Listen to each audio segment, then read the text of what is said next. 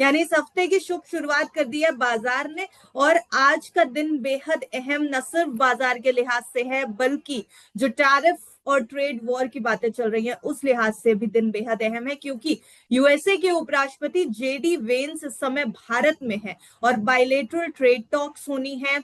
Bilateral trade को लेकर के प्रधानमंत्री नरेंद्र मोदी से उनकी बातें होनी है और बेहद अहम बातचीत आज होने वाली है, क्योंकि डोनाल्ड ट्रंप के राइट हैंड कहे जाते हैं जेडी वेंस, और भारत में उनका आना आज बड़ी सुर्खियां बना सकता है। तो बाजार भी इस तरफ देख रहा है, इकोनॉमी भी इस तरफ देख रही है, और इस समय बाजार का मूड माहौल पूरी तरीके से टेक्निकल टर्म्स में समझेंगे। हमारे साथ इस समय मिथिल दोषी जी मौजूद है। सर नमस्कार, बहुत स्वागत है आपका। नमस्ते ma'am, good good afternoon. Good afternoon sir. Sir बाजार का आउटलुक आपसे पहले समझेंगे, लेकिन जेडी वेंस के आने पर भी बातचीत करेंगे। आज बायलेटरल टॉक्स जो होने वाली हैं उसको लेकर के क्या एक्सपेक्टेशंस है। देखिए, डोनाल्ड ट्रंप के राइट हैंड कहे जाते हैं, यूएसए के वाइस प्रेसिडेंट हैं। आना उनका बेहद अहम माना जा रहा है मिथिल जी इस समय, क्योंकि टैरिफ वॉर वाला जो सिनारियो है, 90 दिन का जो ब्रेक लगा है, उसके बाद भारत ने बातचीत एक तरीके से शुरू कर दी है, और आज जेडी वेंस का आना ऑफिशियल बातचीत की शुरुआत दर्शा रहा है इस समय। क्या एक्सपेक्टेशंस हैं बायलेटरल ट्रेड टॉक्स में, क्या कुछ निकल के आ सकता है इस मीटिंग से? क्या पॉजिटिव टेक्स लेकर के जा सकते हैं? क्या कहेंगे इस पूरी मीटिंग को लेकर के? देखिए, जेडी वेंस का आना एक बहुत ही पहला तो पॉजिटिव टर्म है, क्योंकि जो हिसाब से फ्रेंडशिप है मिस्टर डोनाल्ड ट्रंप और पीएम मोदी जी की, वो हिसाब से तो ऑफ कोर्स है कि 90 डेज के पॉज के बाद से वो हमारे पास आ रहे हैं और जी। बायलैटरल ट्रेड्स के ऊपर टॉक्स किए जा रहे हैं। जो बायलैटरल बेसिकली डिफेंस सेक्टर के लिए बहुत अच्छा होता है, तो डिफेंस सेक्टर के ऊपर ऑफ कोर्स मूवमेंट रहेगी, बट साथ ही साथ में हमें लग रहा है बाकी के रिलेटेड टैरिफ के यहाँ पे जो हमें दिक्कत थी, शायद से उसके ऊपर भी डिस्कशंस होंगे, नेगोशिएशंस दोनों साइड पे होगी। और कहीं ना कहीं पॉजिटिव आउटकम ही है, क्योंकि बाकी हमारे पास ज्यादातर देखने के लिए देखा जाए तो ऐसा कोई डिफिकल्ट सिनेरियो नहीं लग रहा है।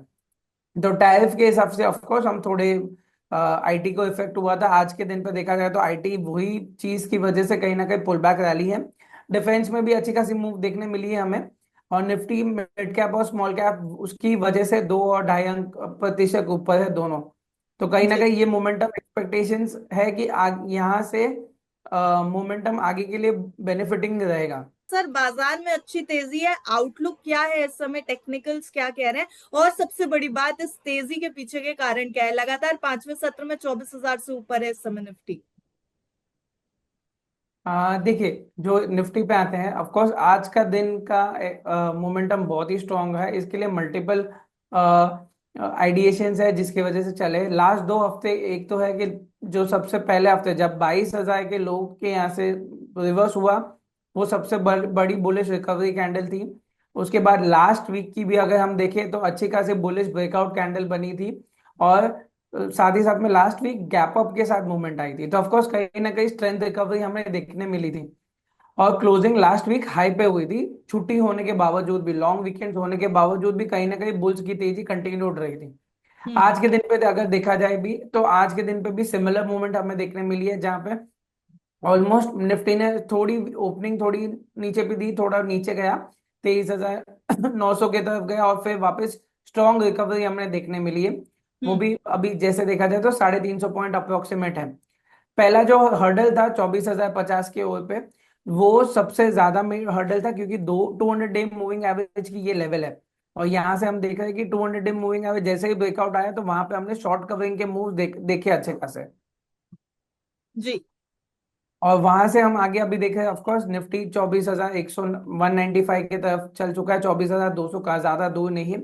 आज की क्लोजिंग ऑफकोर्स ज्यादातर स्ट्रॉन्ग रहने रहेगी। अगर 24,140 का मेजर सपोर्ट रहेगा इंट्राडे पे, हम्म। जैसे ही वो लेवल के ऊपर क्लोजिंग आएगी तो कल के दिन पे भी हम एक्सपेक्ट कर सकते हैं ये शॉर्ट कवरिंग कंटिन्यू रहे। हाई जी। साइड पे 24,500 के लेवल से जो एक्सपेक्टेड है हमारे ओर पे, और नीचे पे 24,000, अभी के लिए 24,050 को ही सपोर्ट लेके चलेंगे। जी। बैंक निफ्टी की तरफ आते हैं, of course record high closing के साथ साथ सपोर्टिव बैंक्स, अच्छे बैंकों के रिजल्ट है, एचडीएफसी बैंक, यस बैंक, बाकी के सारे बैंक्स में भी अच्छे हम्म। खासे रिजल्ट देखने मिले हमें। आईसीआईसीआई बैंक के भी रिजल्ट अच्छे खासे थे।